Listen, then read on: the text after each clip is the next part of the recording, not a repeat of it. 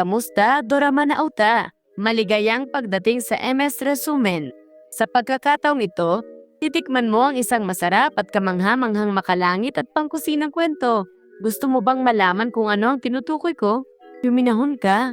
Ihahain ko na ang mga spoiler. Nagsisimula ang drama sa paglitaw ng mga anghel na mga inapo ni Rafael na ipinatapon dahil sa paglabag sa mga batas ng langit. Gayunpaman, hindi nila alam kung aling mga batas ang nilabag nila.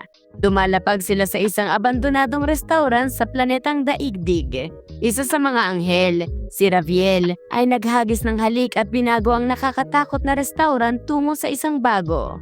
Pagkatapos nito, pinamamahalaan ng mga anghel ang restaurant na tinatawag na Soul Plate na nagpapanggap ng mga normal na tao. Sa susunod na eksena, makikita natin ang isang babaeng nagngangalang Sophia na nananaginip tungkol sa isang lalaki, ngunit bago niya makita ang mukha nito ay ginising siya ni Mr. Park, isang manggagawa sa bukid ng kanyang lolo.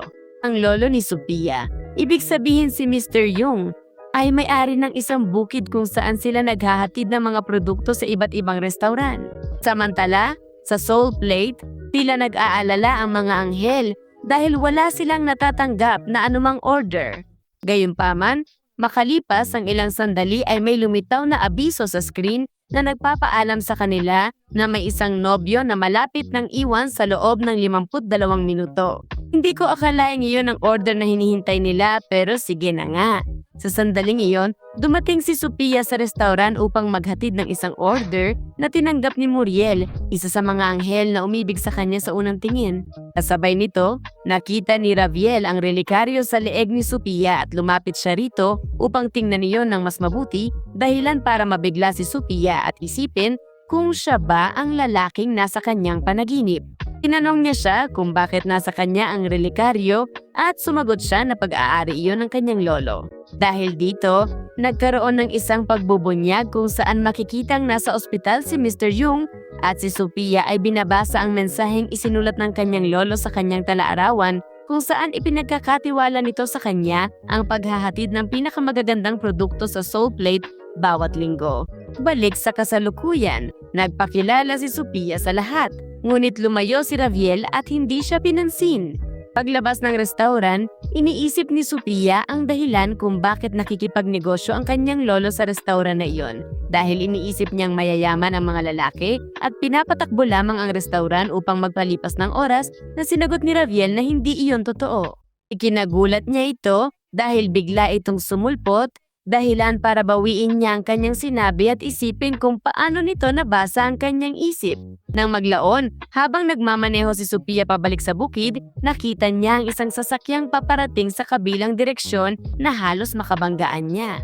Sa kabutihang palad, si Raviel na malapit lang doon ay gumamit ng kapangyarihan para gumawa ng portal, kaya nagkasalubong ang mga sasakyan ng hindi nagbabanggaan. Pagkatapos ng insidente, lumabas si Sophia at ang mag-asawang nasa kabilang sasakyan na litong-lito sa nangyari. Pagkatapos nito, dumating ang magkasingtahan sa Soul Plate kung saan hiningi ni Ariel ang kanilang imbitasyon dahil hindi maaring pumasok sa restaurant ang sinumang walang dalang paanyaya. Ang mga imbitasyong nito ay ipinapadala sa mga tao upang magamit ng mga anghel ang kanilang mahika at maibalik ang pag-ibig at kaligayahan sa kanilang mga buhay. Umorder ang mag-asawa ng rekomendasyon ng chef at nakita natin ang mga anghel na naglalagay ng mahika sa putahe bago ito ihain. Nang tingnan ng mag-asawa ang putahe, wala silang nakitang anumang espesyal, ngunit nang kainin nila ito ay naalala nila ang nakaraan, noong inihahanda ng babae ang parehong putahe para sa kanyang asawa at kapwa sila nagbabahagi ng isang masayang sandali.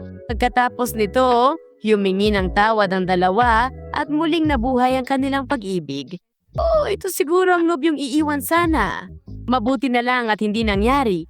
Samantala, sa bukid, tinanong ni Sophia si Mr. Park tungkol sa restaurant na Soul Plate, ngunit wala itong ibinunyag sa kanya. Nang gabing iyon, nakatanggap si Sophia ng isa pang order mula sa nasabing restaurant, dahilan para mabigla siya nang makita niyang naglalaman iyon ng eksaktong dami ng mga produktong inani nila noong araw na iyon.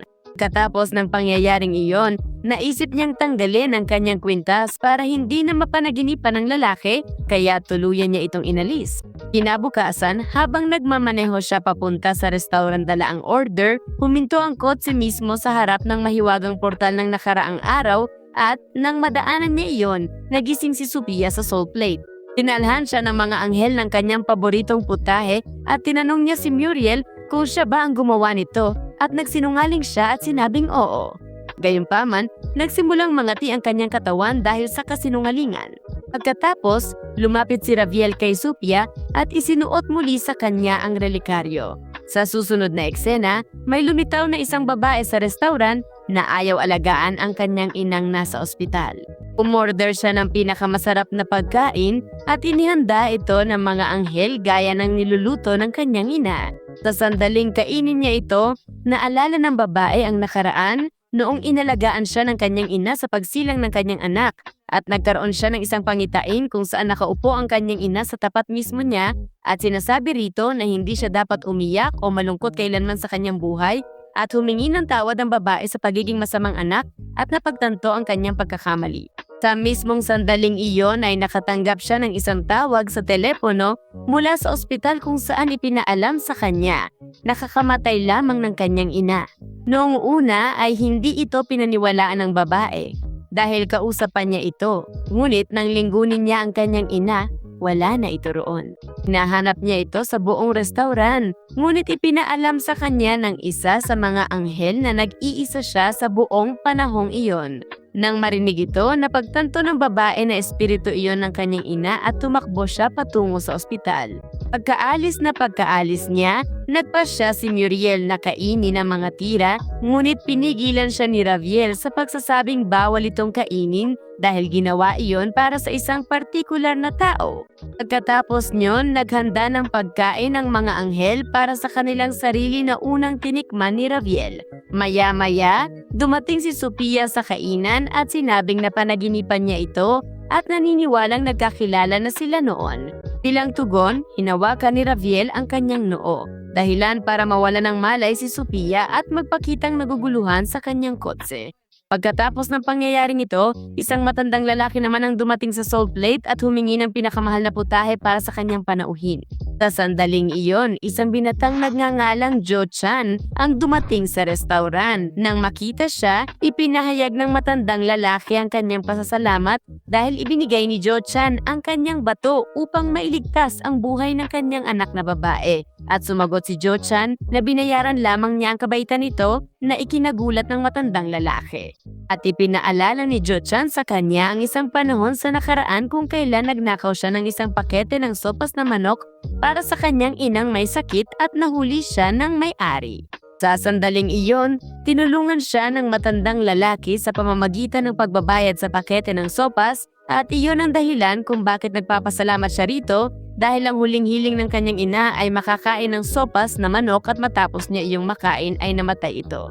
Kinuwento rin niya na malapit na siyang kumuha ng kanyang pagsusulit sa lisensya at kapag pumasa siya, magiging doktor siya.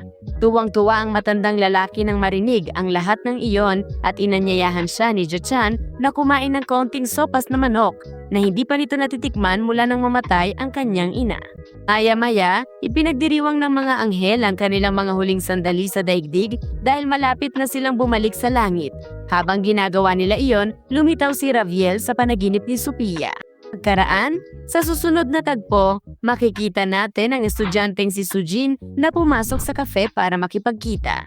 Pagdating sa mesa, napansin niya na isinama ng kanyang ama ang bago nitong nobya na nagtanong kay Sujin kung papayag ba siyang maging bago niyang ina at sinagot niya itong hindi. Pagkatapos, inalok siya ng nobya ng kanyang ama ng isang merienda, ngunit tinanggihan niya ito dahilan para mahulog ang merienda sa sahig na naging sanhi upang magalit ang kanyang ama sa kanya at saktan siya. Nadismaya sa nangyari, umalis si Sujin.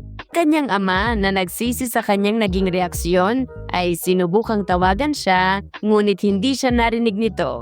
Habang naglalakad sa kalye, huminto si Sujin sa harap ng Salt Lake at nakatagpo si Ariel na nagtanong kung mayroon siyang invitation card at sumagot siya na wala. Ngunit dahil hindi tamad ang mga anghel sa paggawa ng mahika, Gumawa sila ng sarili niyang invitation card para sa kanya. Hiniling niya na pumasok siya sa restaurant at sinabi niyang malapit na niyang dalhin ang kanyang order. Nagulat si Sujin dahil wala naman siyang in-order. Ilang sandali pagkatapos, inihain ng mga anghel ang kanyang mga paboritong putahe na kapareho ng lasa ng mga dating niluluto ng kanyang ina para sa kanya. Kaya tinanong niya si Muriel kung siya ba ang naghanda ng mga iyon at sumagot siya na inihanda ang mga iyon ng isang espesyal na chef. Sa sandaling iyon, inihain ng nobya ng kanyang ama ang isa pa niyang paboritong putahe at sinabi ni Muriel na siya ang espesyal na chef. Pagkatapos nito, ipinakita sa kanya ng nobya ng kanyang ama ang isang papel na naglalaman ng mga recipe ng kanyang ina at ikinuwento niyang ibinigay iyon sa kanya ng kanyang ama. Ikinuwento rin niya na hiniwalayan na niya ito at hiniling niya kay Sujin na makipagbati rito. Makalipas ang ilang sandali, dumating ang ama ni Sujin sa restaurant upang sunduin siya. Kaya nang makitang paalis na ang nobya ng kanyang ama, pinigilan niya ito at sinabi niyang hahayaan niyang mag-asawang muli ang kanyang ama. Nang marinig ito, niyakap siya ng kanyang ama at ng nobya nito. Gusto kong pumunta sa mahimalang restaurant na ito. Kayo ba hindi? Samantala, sa bukid, nawala ng malay si Sophia at napanaginipan si Raviel ng minsan pa. Nang makita ito, dinala siya ni Mr. Park sa kanyang bahay. At kinaumagahan, nagising ang anak na babae ni Mr. Park at nadiskubring nawawala si Sophia. Samantala, nakaupo si Sophia sa bukid at inisip niyang nakaupo sa tabi niya ang kanyang lolo.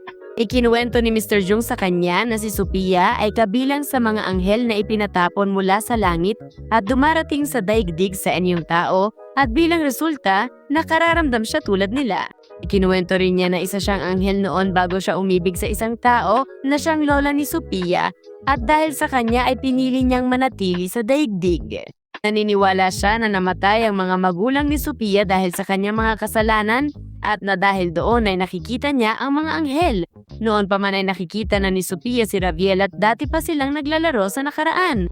Sa huli, sinabi ni Mr. Jung sa kanya na maraming bagay ang hindi nakikita ng ordinaryong mga mata. At doon nabunyag na si Sophia ay noon pa man laging nananaginip tungkol kay Raviel mula pa sa simula at na mahal nila ang isa't isa. Gayunpaman, tila sinusumpa si Raviel at iyon ang dahilan kung bakit sinusubukan niyang lumayo kay Sophia at iniiwasan niya siya. Ito ang dahilan kung bakit nabura ang mga alaala ni Sophia sa kasalukuyan.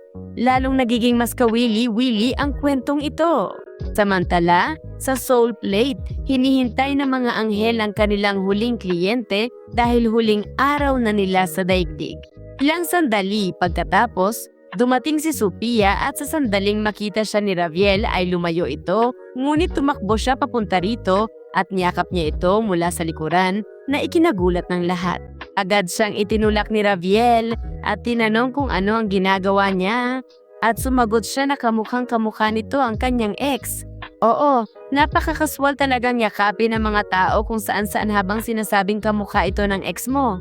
Sa sandaling iyon, biglang lumitaw ang isang imbitasyon sa kamay ni Sophia na nangangahulugang siya ang kanilang huling kliyente. Kaya naghanda ang mga anghel ng isang putahe para sa kanya at matapos niya itong tikman, sinabi niyang hindi siya nami-miss ng kanyang ex at tila kay Raviel niya iyon sinabi.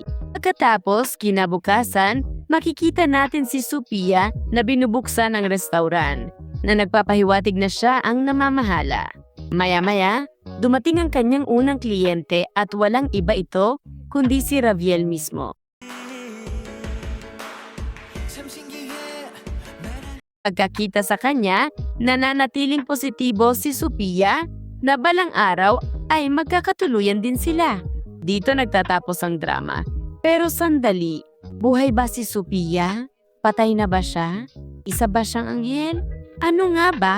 Sana magkaroon ng pangalawang season. Kayo, hindi ba? Isulat ninyo sa mga komento kung ano ang palagay ninyo. Bueno, sana nagustuhan ninyo ito. Huwag kalimutang mag-subscribe, i-activate ang mga notification at manatiling nakatutok para sa mga susunod na video. Bye-bye!